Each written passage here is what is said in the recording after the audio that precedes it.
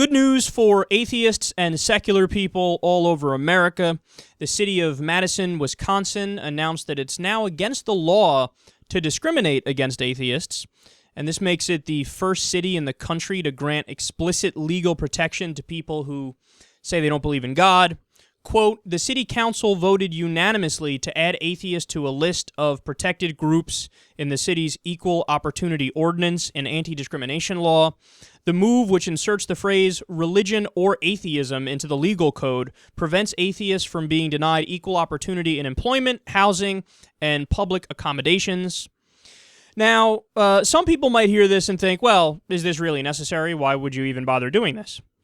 Well, this is why they do this. Quote, people who do not believe in God are currently legally barred from holding office in 7 states, North Carolina, Arkansas, Maryland, Mississippi, South Carolina, Tennessee, and Texas.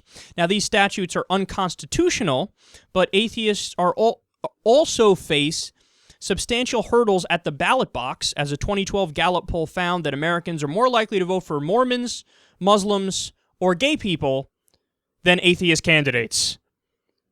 Wow. When your group is less popular and less accepted than Muslims and gay people, who in America historically have had discrimination against them, oh boy, that's not good.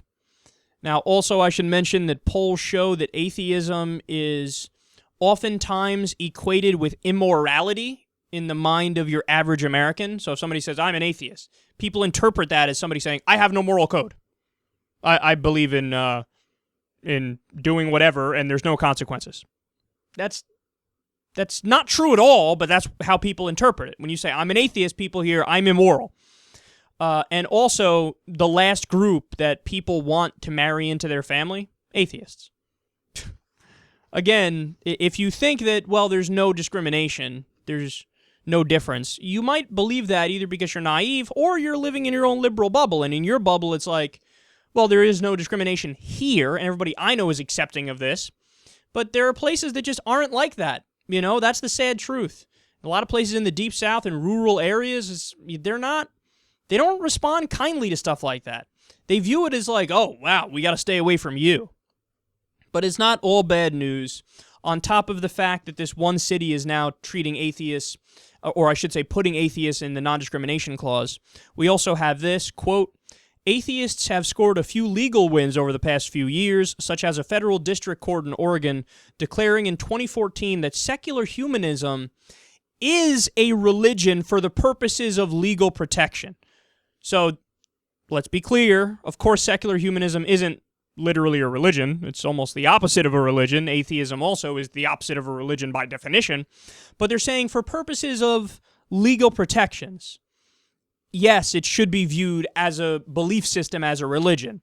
So in other words, in some places, they're amending the problem that I talk about all the time, how I mention if you go up to your boss and say, hey, I need to take off Saturdays for my religion, they have to give you time off. But if you say, hey, for deeply held secular reasons, I need off Saturday, they laugh at you and say no.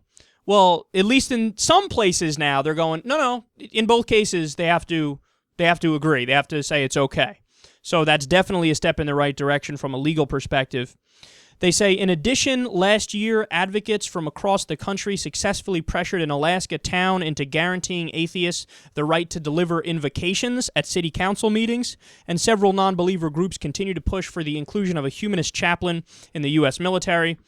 So that's another one. The idea of allowing atheists to do invocations, that's another no-brainer. If you're going to say we're allowing religious invocations at a government meeting, which right off the bat, you shouldn't allow that, right? But if you're going to open that door, well then okay, you have to allow all kinds of invocations. So that means all kinds of religious invocations, a Buddhist, a Hindu, a Sikh, a Muslim, a Christian, and you also allow a non-believer to go in there and say something. Because once you open that door, you got to allow everybody. That's how the country was structured. So definitely some steps in the right direction, but what I would love to see now is other cities, other states, the federal government, where you at on this? You know, it's sad that, what is there, 0 open atheists now in Congress? There was 1 not too long ago, but now I think there's 0. come on, man. Come on. I mean, what is it? Atheists only represent like what, 3% or 4% of the country if they self-describing as atheist, but non-religious, people who say I'm not part of any organized religion, that number's like 20%. So we're on the rise and we're only going to get more popular, and it'd be nice to see some representation, and it would also be nice to see some more anti-discrimination clauses.